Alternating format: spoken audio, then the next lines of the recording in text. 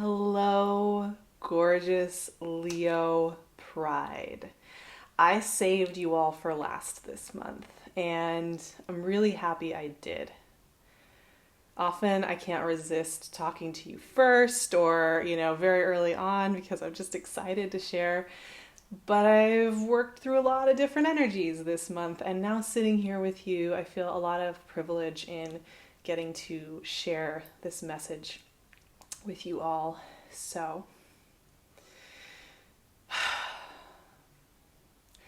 let's just start off with the message that came through for Leos because it was big and clear and vivid. It is this: formlessness itself is a path. Even when we are trained not to think of that level of freedom as a path, but as a prison. I think we have been trained to fear formlessness and to feel expansiveness, to feel that that is the thing that will destroy us. And that in not having control and not being able to visualize it all and not being able to vision board it and desire it and make it known, that we are somehow less than. And I think this month for Leos is a time to honor that you have a creative process within you that is much more powerful than many of the tools we're taught to focus on more. And that in allowing a little bit more of this amorphousness to move with and through you and to incorporate it and allow yourself to consciously acknowledge it, you will be granted a lot more clarity and freedom of movement moving forward. Now, there's some big changes afoot in May. The big one that I'm excited about is the North Node of the moon moving from Cancer to Gemini. We've had the North Node of the moon in Cancer for about a year and a half, and the South Node in Capricorn. And now we're changing gears here. With the North Node in Gemini until early 2022, we are going to be working with storytelling, working with words, working with how we plot and we plan and we think, and that mental capacity. We're going to be learning how to use it to our greater good rather than to our detriment. Now, North Node in Gemini, if you're a Leo rising especially, this is going to hit your community, your friendships, the way you connect with others. And so you're going to start to notice that there's a refinement there, of more of having the right people around you, being able to be surrounded by a little bit more support. Now, once again, this is a year and a half transit, so we have some time here to work with this and let the North Node pull us toward new information. Now, the South Node is going to be in Sagittarius in the 5th house, right, for Leos, which means that we are also going to be healing any world views that have to do with limiting creativity, limiting our ability to be creative, to be free-spirited, to be joyful, to be childlike. So there's a really beautiful symbiosis going on here. Now, the other thing is that Venus is going retrograde this month, and a lot of people get freaked out about this retrograde, and it is a powerful one. It is huge medicine. It does come in every year and a half for 6 weeks and give us a complete deep dive into how we relate, how we love ourselves, how we care for ourselves, and how we show up. 100%. I'm going to be offering a lot of extra support over on Patreon. We're going to dive deep. Let me find my words here. We are going to look at the symbolism. I'm going to be talking about my personal stories a little bit. It's going to be so much fun. We're going to do every single week of the retrograde, which is 6 weeks long. We're going to be doing this. So 2 big things going on there. North Node in Gemini, Venus retrograde in Gemini, right? These are both activating this question of what does community mean to you? What are the people you want to have around you? How do you feel in a context of the world or of a community? What really feels true for you? This is an authentic truth-seeking time. We also have some other things going on, like the full moon in your 4th house in Scorpio, lighting up home, the secret, the juicy, the good. And as the sun moves through Taurus in your 10th house of your identity in this world, it's going to move into Gemini on the 20th of this month and begin a whole new cycle with that. So also, one final note before Eight of Pentacles, love it, before we start with the cards here, is that Jupiter and Pluto are going to be going retrograde for the next several months in Capricorn, and Saturn's going retrograde in your opposing sign of Aquarius. Now, King of Swords wanted to come out, and so did Knight of Pentacles. Okay, interesting pair there. Now, Saturn in Aquarius, we need to kind of address this for a moment, because if you happen to just lightly Google search this, it's very likely you will come across a listing that will tell you that this next 2 years, 2.5 years, what have you, is going to be really hard having Saturn in Aquarius in the opposite sign. You're going to be challenged. You're going to be tired. You're not going to be interested in much. You're going to have no flavor, taste of food. Now, if this is what Saturn did, I mean, Saturn's always, that energy is always someplace in our chart, right? In our 4th house of home and family, in our 5th house of creativity, in our 7th house of relationships, in our 1st house of identity. If that's really what Saturn did, wouldn't we feel that way all the time? We could just say, oh, it's just Saturn existing. It's like, what Saturn wants to do over there in Aquarius, and even during this retrograde time, is help you refine and feel more stability within relationships. Now, of course, things that are wobbly and shaky and crappy and aren't serving you very well are going to be challenged at this time. They're going to get... The things that are nourishing you will get very strong. 9 of Wands. And I would even say that's true for Venus retrograde too. Venus retrograde wants to do 2 things. It wants to help you see where you have patterning when it comes to how you treat yourself and how you love that maybe is hurting you, and it wants you to get more vulnerable and more deep and deeper into those things that are nourishing you. Hanged Man. Woo! Yeah. So there's some powerful energy at work this month, and we have these big retrogrades going on: Jupiter, Pluto, Saturn, Venus. We're starting to do that inside out energetic work. What we have inside is what we start to see in the world. Judgment. That's a big, powerful energy right now. Judgment is showing up a lot in May, and it has become one of my favorite energies to work with, actually. It is so liberating and so healing and so powerful and magical. We'll get into that in just a minute here. The Tower, oh my gosh, I just pulled that for Aquarius too. Yeah, this is just a time of that kind of energy. Transmutational energy at work. And what can I say? Queen of Wands. All right, what can I say? We're all somewhat in the Tower energy right now. We are exploring things beyond the old confines of what it was, and it's strange. So let's go through this, because overall there's a lot of supportive energy here for you. There's a lot of energy calling you to trust and get really deep, and to, like I said, trust in this formlessness from within you, this vastness that you have within you. You know, sometimes that can feel really overwhelming. How do you work with this vast clay that it's hard to even wrap your conscious mind around? Aren't you supposed to be doing something with it? Aren't you supposed to be harnessing it? I think this month is speaking to the symbiosis between the seen and the unseen. And, you know, we start with 8 of Pentacles. Interesting, right? Because speaking of putting something into form, the 8 of Pentacles is all about mastering a skill. Showing up to something and practicing it to such an extent that you become really masterful. This is very supportive for your creative juices, for creating, for making things, for showing up consistently to the table of life. One of my favorite things about this is just showing up consistently, time and again, for yourself, for your creativity, for your heart. Gives birth to beautiful things, right? So there's a very grounded, practical element here.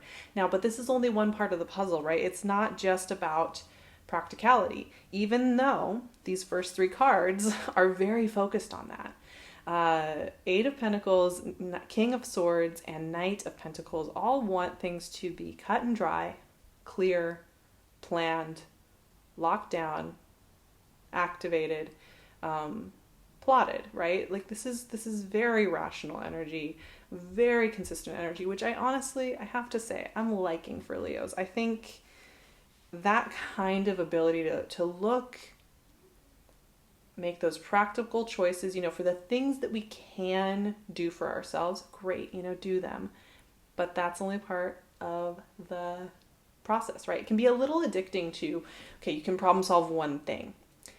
Okay, well, I want to problem solve all the other things now, right? And that's where Nine of Wands comes in, because Nine of Wands is the world-weary warrior. This is the guy who's looking out for the things that are going to hurt him, damage him, come back from the past and haunt him, knock him down. This is kind of the paranoia of the world being against you, right?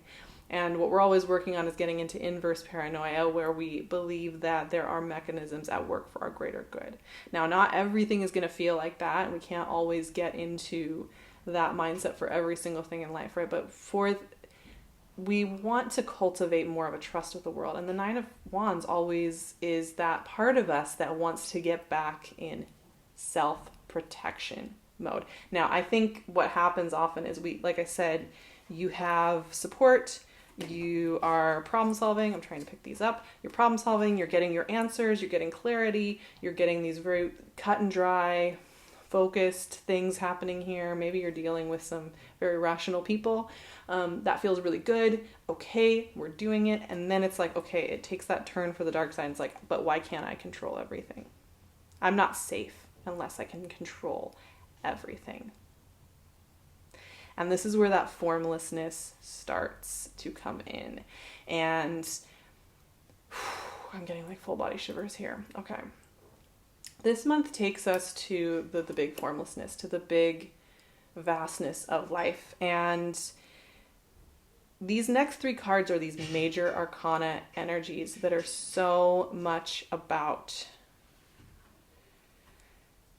transformation. Spiritual mastering, right? The Hanged Man and Judgment are two of my favorite energies. I love these cards so much. I love them so much. They're two versions of surrendering to our greater identity that each have their own unique play on that. The Hanged Man is knowing you don't have to constantly be tallying up points for your okayness. Has anybody seen The Good Place? I'm not going to spoil it, but it makes me think of that. I talk about this a lot, but there's this idea that in order for us to be acceptable in life, we need to be doing enough to have like a good tally sheet at the end of the day. And if we're not actively pursuing that kind of level of, I don't even know what it is, whatever this criteria is, then we're going to get punished. We're going to get demoted. We're going to be less than. We're not going to be spiritual. We're not going to be loved. We're not going to be enough. And the Hanged Man is that reminder that in our formlessness, in our unknowingness, in our powerlessness, we are actually extremely powerful. And that is one of the things that's getting acknowledged here, Leos. Now, Leos, I think, are very graceful about wanting to be kind and acknowledging hardship in life or uncertainty in life, right? But I think Leos also want to be proactive and want to be rawr, let's go. And this is a month where you are going to get results, but it's not always going to be because you have a form to it, because you have a control over it. In fact, judgment is the other surrender. This is the surrendering of old pain. This is the surrendering of old hauntings. This is the surrendering of old judgments and frameworks around what it meant for you to be valuable. And that's also where the Tower is coming in here. In the past, the Tower, before it gets struck by lightning, your value may have felt very tied up in being able to provide for somebody, being able to love a certain way, being able to show up pretty for other people. It might have had to do with, yes, working as hard as possible and always trying to master your formlessness into a form. Now that is a prison.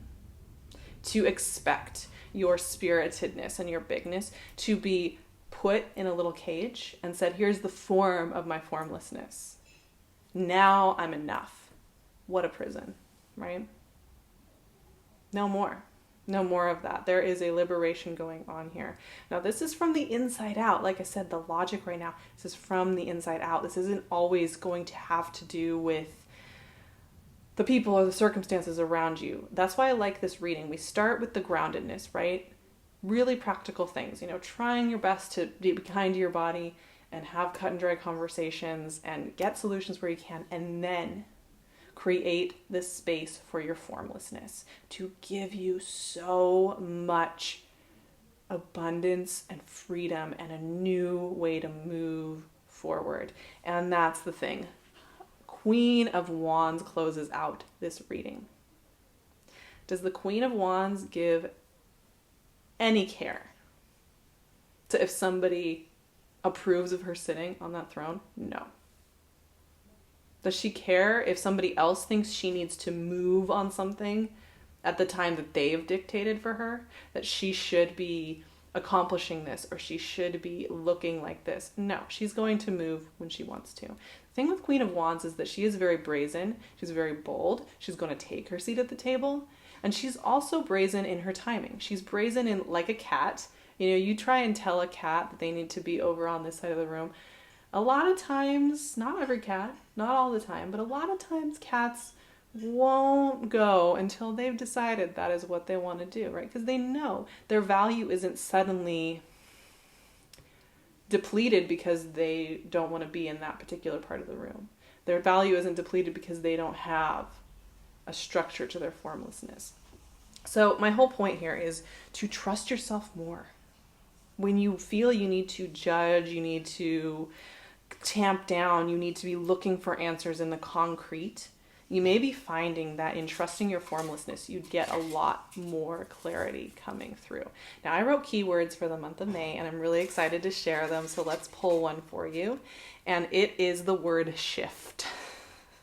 Yeah, there's a shift. Clearly, Judgment in the Tower showed up, so there is a big shift here. What happens when you are liberated from needing to be a certain way? What happens? Maybe actions are taken that feel more authentic. Maybe connections and conversations happen that really reflect who you are now. I think the shifts that are going on here, they can, because we have this energy working in Gemini, they can affect certain friendships. You may be finding you step back from certain friendships or certain dynamics that just feel a little heavy. It doesn't have to be drama. It doesn't have to be painful, but it can be a sense of drifting away from certain things and drifting toward others. There's where the formlessness and the drifting is so important. If there were two icons I could say for this month, it is the Hanged Man and the Queen of Wands. These figures are not concerned with appearances. They are just showing up fully with their indefinable essence. And they're letting that pull them forward and bringing results about.